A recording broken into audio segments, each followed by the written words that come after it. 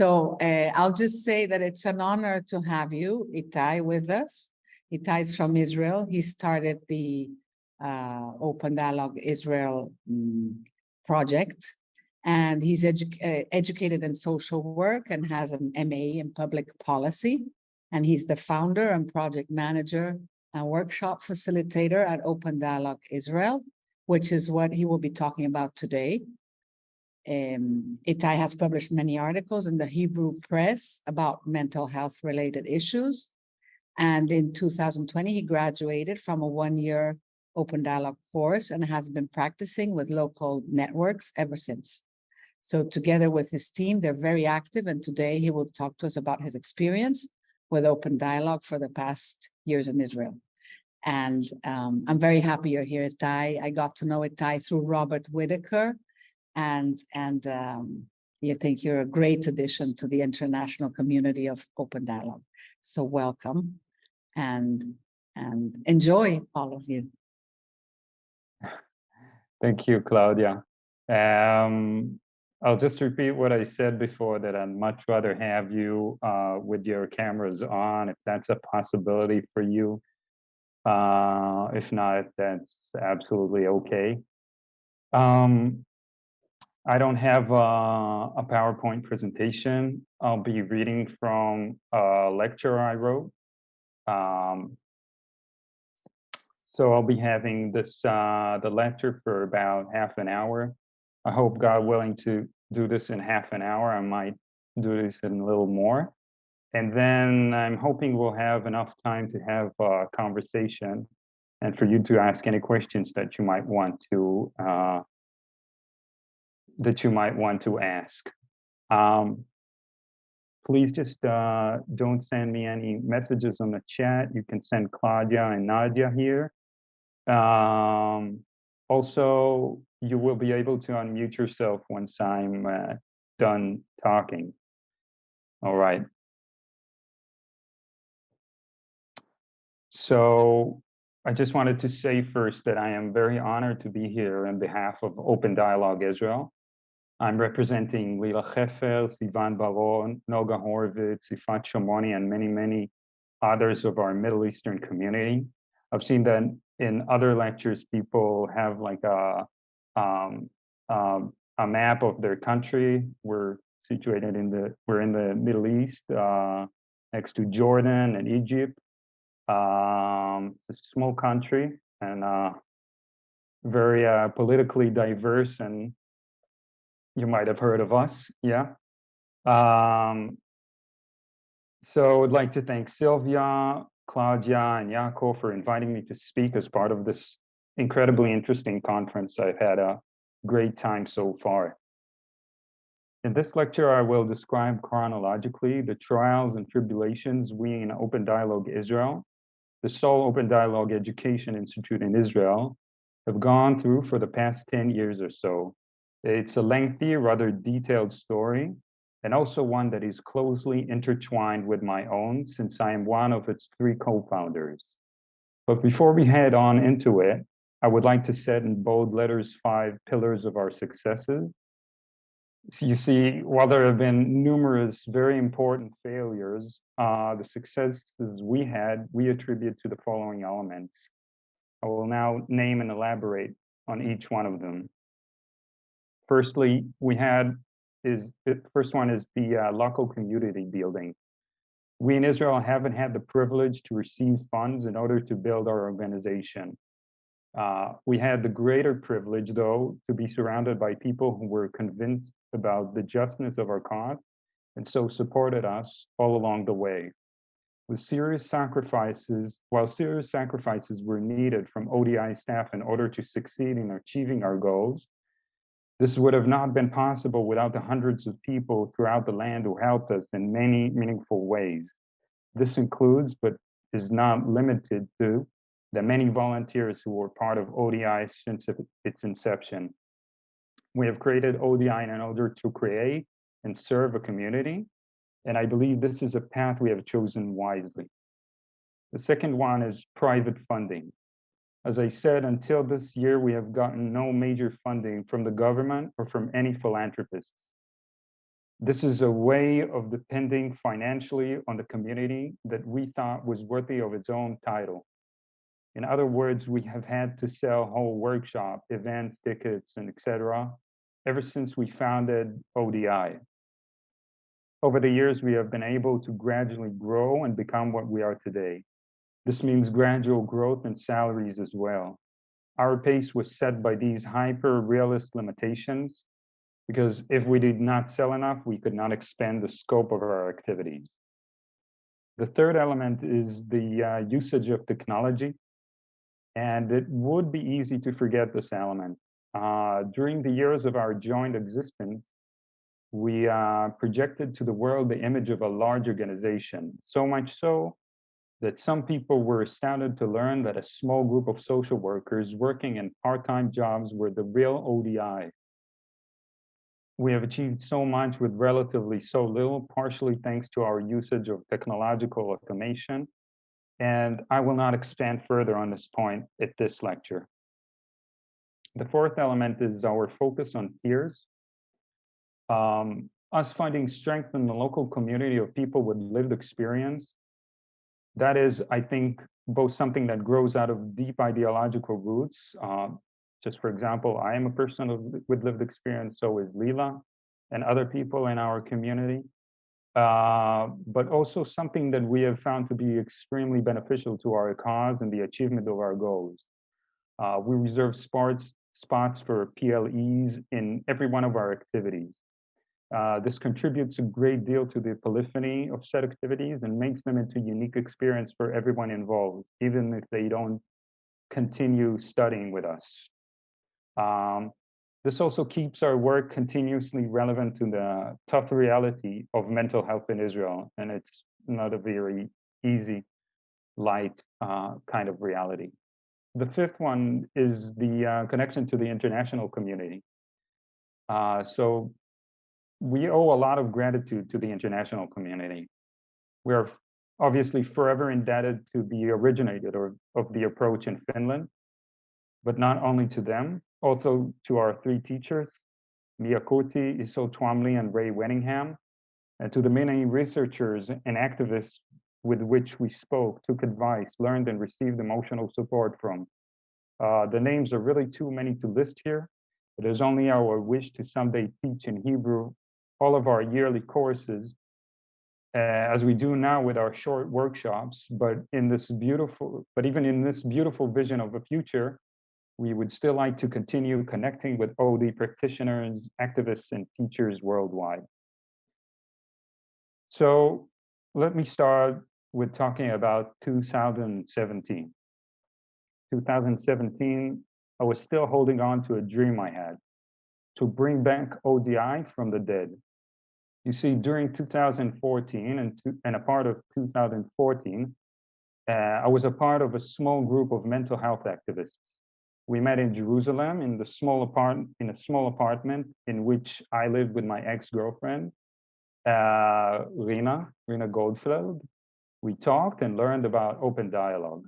The group was composed of people with lived experience, family members, therapists, rehabilitation workers, and various combinations of these identities.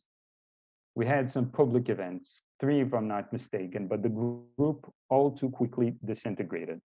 It wasn't until 2017 when I met Sivan Bar-On in ISPS Israel. ISPS is the International Society for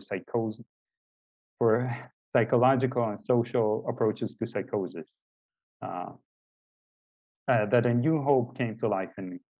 Around that time, Sivan was completing her social work master's degree. She was a volunteer and activist in our local ISPS chapter. We shared a common enthusiasm and sober realism in our perspective on change in the mental health field. We both saw the responsibility to bring about change as one that is also ours to take, to be active. And so we chose each other as companions in the second version of ODI. Our first year was full of unpaid work. I went to a friend's house and worked from there. I would write posts, talk and connect to other curious people. I was giving lots of hours to the infant that was ODI, and so was Sivan. At that time, ODI was mainly my own project, another one of a long line of projects I created, at least formally it was. In 2018, we invited Nyakoti to give us our very first introductory workshop in open dialogue. We sold 40 tickets or so. It was challenging sales work and it was absolutely nerve-wracking. We have certainly come a long way from that memorable day in which we celebrated closing the registration to Mia's workshop. Today we hold workshops in Hebrew by ourselves and do so every month or so. But back then, many people came from Soteria, Jerusalem. Others came from more veteran institutes. I will elaborate a bit more about that later on. The workshop itself was a once-in-a-lifetime experience. We met in an overpriced little venue. The richness of the group was exciting. The presence of Mia was enchanting. We did reflection practice and were, sort of speaking, hooked. We knew that ODI was worth the labor we have so far invested in it. We initially came to the experience of doing our first workshop as ODI, with the excitement of a wild scientific experiment. Sivan and I had some experience in the organization of ISPS conferences here in Israel. So we knew the basics of this production would be handled by us very well, but we didn't know if people would buy enough tickets to cover the cost. It was risky, not just in terms of our time investment, but also in terms of my financial investment. I had very little savings and was frightened. We figured we would succeed, and indeed we did. So 2018, at the workshop, we met Lila Heffel, who later became ODI's third partner. She offered to raise money via crowdfunding to ODI's first full yearly course. Her vision astounded me. I did not think this was even remotely possible at the early stage that we were in. Some things were comforting to me. Lila had experience in producing crowdfunding campaigns, and some of her own and some of her friends, and has even written a small manual on the topic. Additionally, we had a growing crowd of supporters from some representational organizations of what one might call, for lack of a better term, family members of people with lived experience. While initially reluctant to dive into another risky experience, I cast my vote in favor of the crowdfunding plan, and so did Sivan. In 2018, over the span of 2 months, and with a great deal of invested energy, we raised the funds for the 2018 and 2020 course.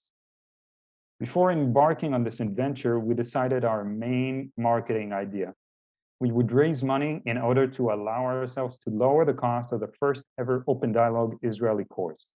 Because the true costs were very high, we reasoned, without lowering the cost per participant, there will be no first course.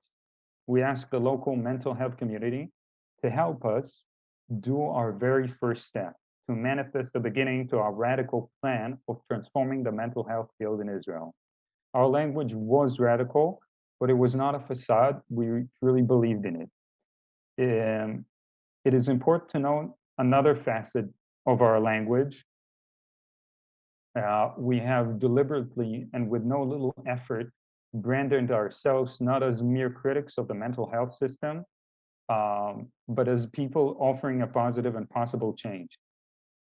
We were not just proponents of anti-psychiatry. We wanted to help the system change in ways many of its people, its workers, etc., consumers, etc., too wanted to change. We got an immense amount of help from the community even before the first shekel came. Shekel is the local coin here in Israel. People volunteered to give lectures as prizes for the support, and a friend of Lila made us a video for the campaign's page. Already before we started, we had a very good feeling. The crowdfunding campaign was a tremendous success. We received 104,000 shekels, which is the equivalent of approximately 37,000 euros.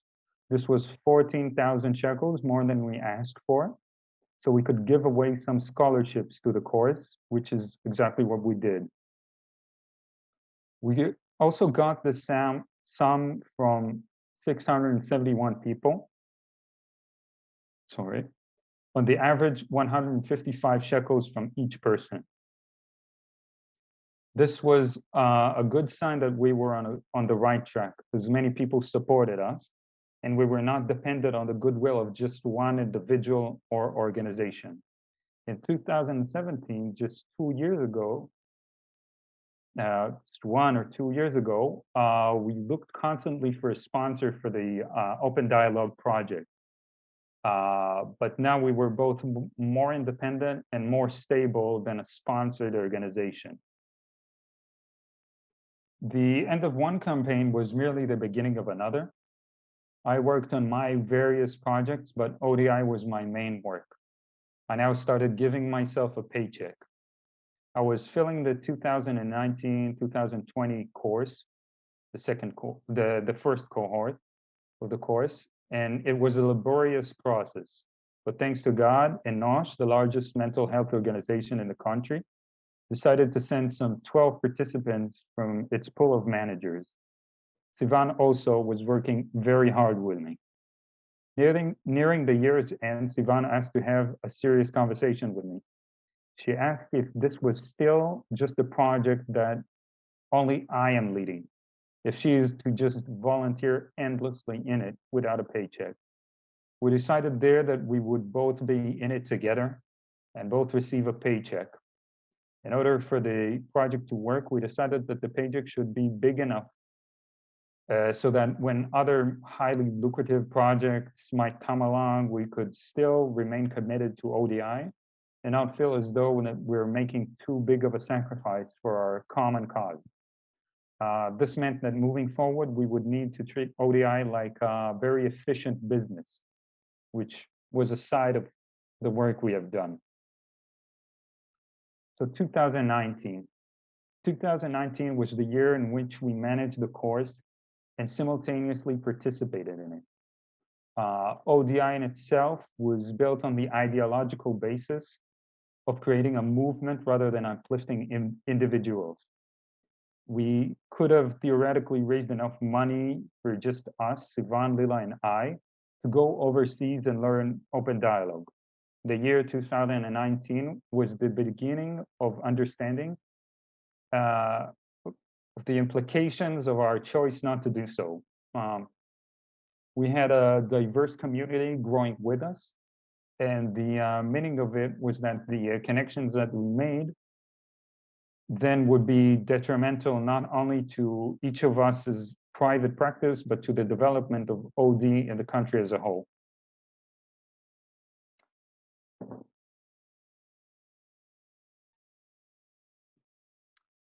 To teach the course, we took 2 teachers, Ray Weddingham from Britain and Issel Twomley from Ireland. We initially started cooperating with Ray and Issel for the intro workshops. They would come and teach for 2 days, twice or thrice a year. Everyone that has studied with them said that they work beautifully together. They had this kind of a magical dyad, and that they bring a very dialogical spirit to everything that they do, and we in ODI felt the same. Ray has been a prominent activist in the UK for quite some time now, in the Hearing Voices movement, in ISPS UK, and advocating as a person with lived experience herself, for peers of all sorts. And obviously, she has been a major figure in the local open dialogue movement. Isolt has managed a team of open dialogue practitioners in Cork, Ireland, and both had not only the skills and experience for the task, but they also shared all of our ODI's main values, being part PLEs themselves, as we are, and seeing the importance of peer work. Simultaneously learning and managing the course was a difficult task to achieve. We were constantly moving from one role to another, but we found that the other participants wanted to help whenever necessary. We found that the pioneer community is eager to cooperate in building its collective foundation. Well, 2019 was also the year of perfecting our so-called sales funnel. Forgive me for using business school lingo, but there is no better words for the system we've created. The first major exposure people had to our therapeutic ideology was in lectures we gave on the meaning and promise of open dialogue. At these lectures, which were initially priced at a few hundred shekels, which is very cheap, and are now provided for free by our graduates, some people curiosity piqued so much that they would sign up to our medium-priced workshops. Then approximately 4 people from each workshop would sign up for the yearly foundation course. All these created a steady income for ODI. We had to have a certain number of lectures in order to have a workshop, a certain number of workshops to fill up a course, and a certain amount of courses to keep on existing. Now on a slightly more personal note, while everything around me was speeding up and becoming far more real than I could imagine, I myself felt that my own mental health was deteriorating. I was sinking into myself. I was single at the time and felt that I was crushed by the responsibilities of ODI's management. I was very alone.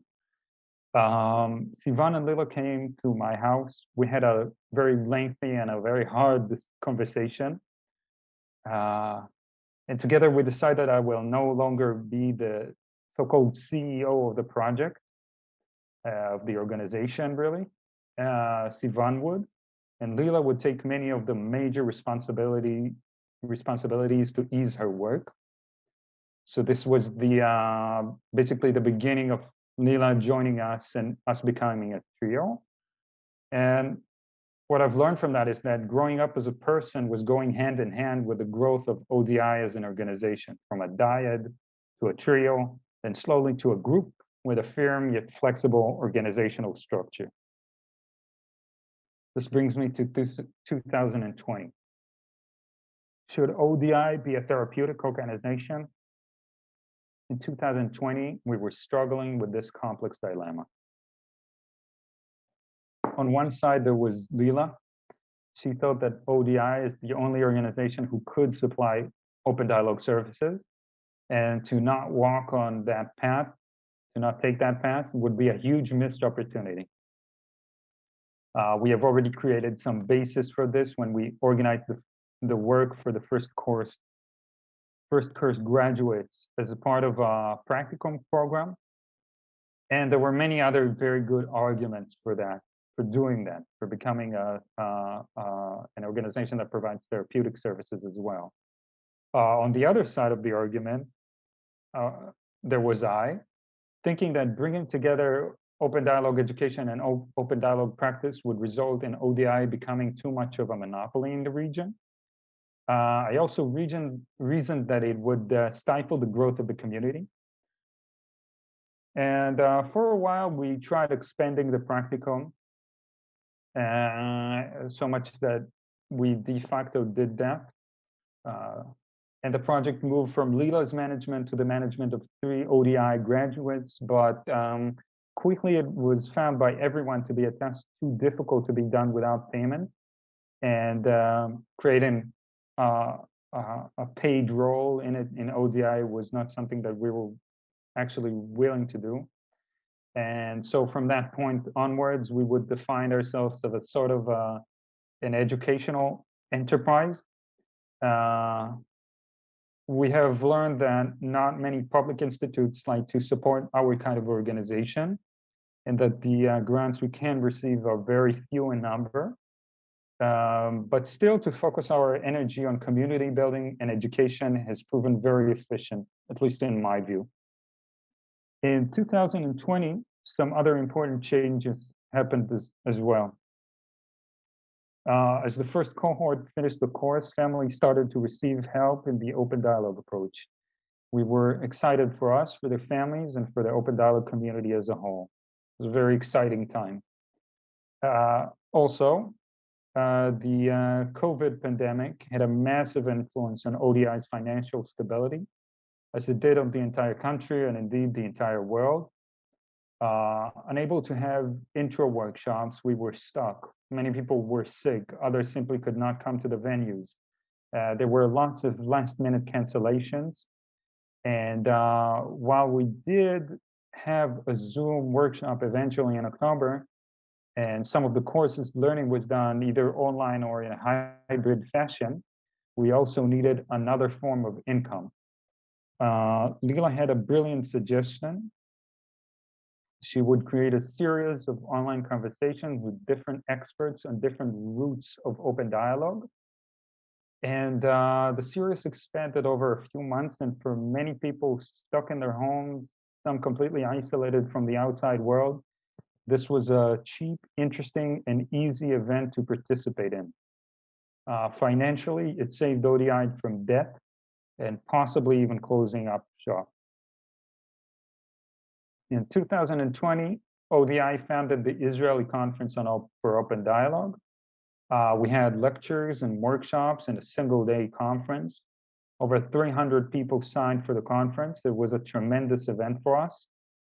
Really, it was the first time we could celebrate the local community and see the different ideas. And I remember that a lot of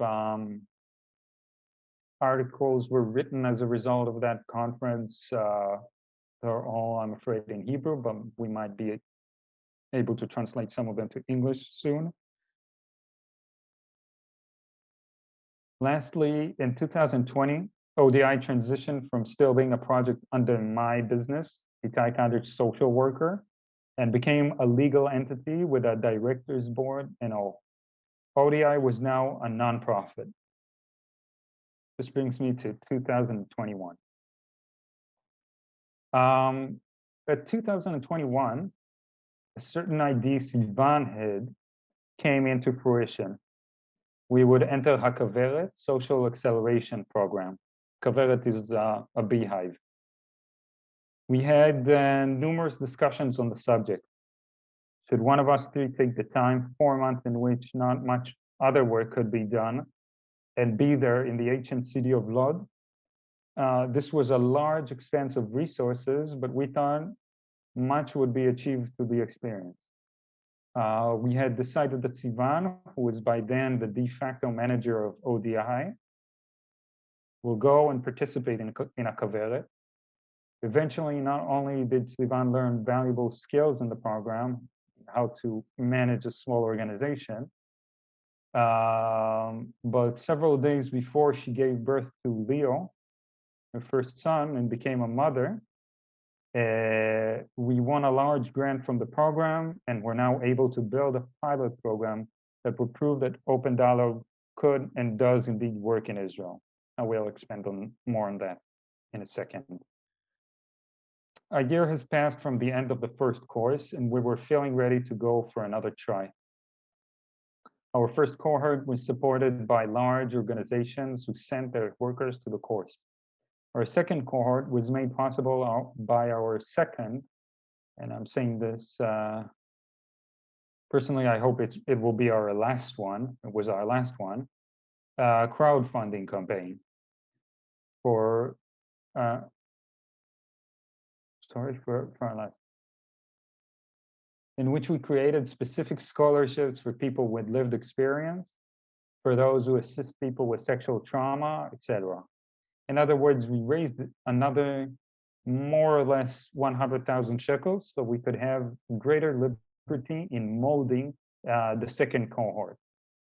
We have, for example, accepted to the course 4 individuals from the Jerusalem metropolitan area and 1 person from the Negev desert. We had 2 psychiatrists and some nurses.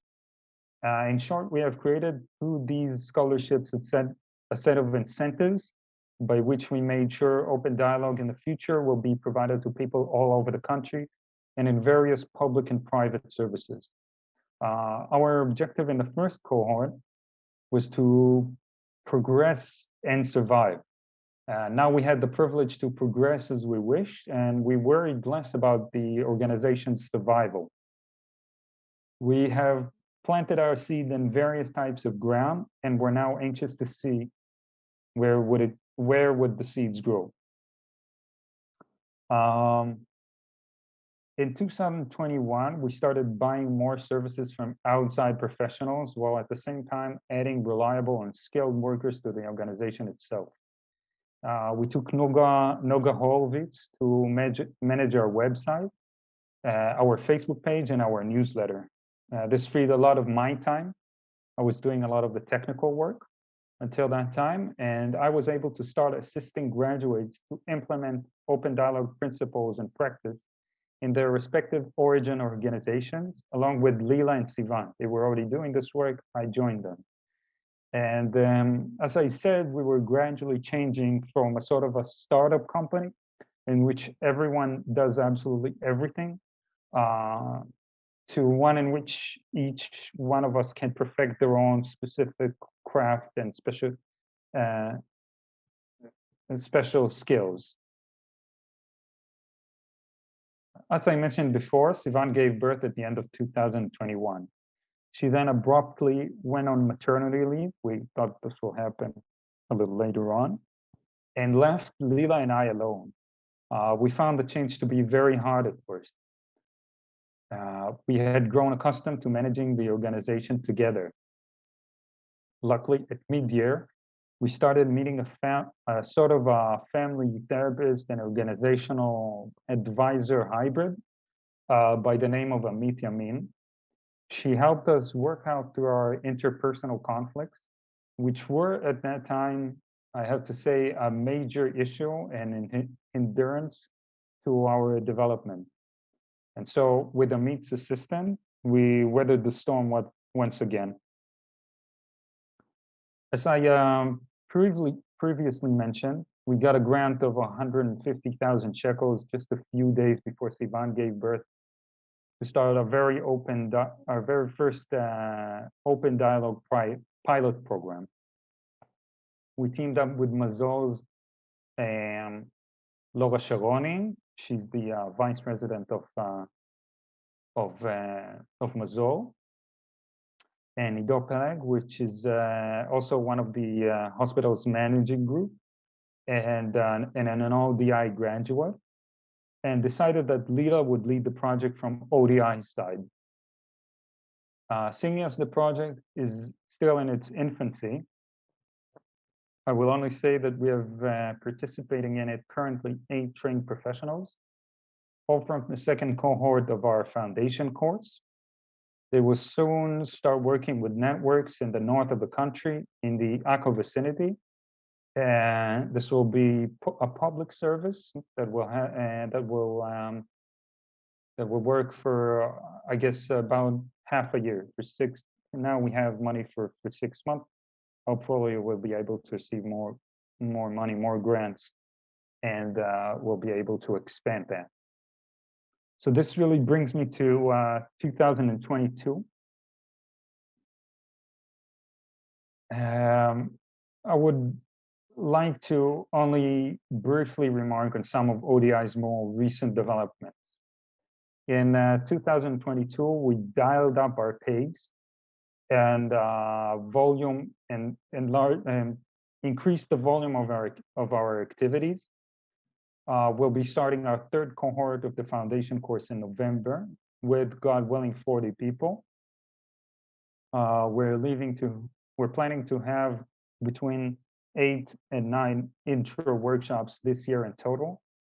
That's almost twice as we had the previous year, just to give you a sense of our growth. We've hired another staff member, Ifat Shomoni, who's is an event producer. So we're up to 5 people at the moment. And we also have a lot of other people working us as on a freelance basis. And all sorts of skilled workers. The 2nd phase of the pilot program is due to start next month. That's the one where we actually give the service to people. And the academic committee that's helping us collect data is made out of some of our wonderful friends in the international community.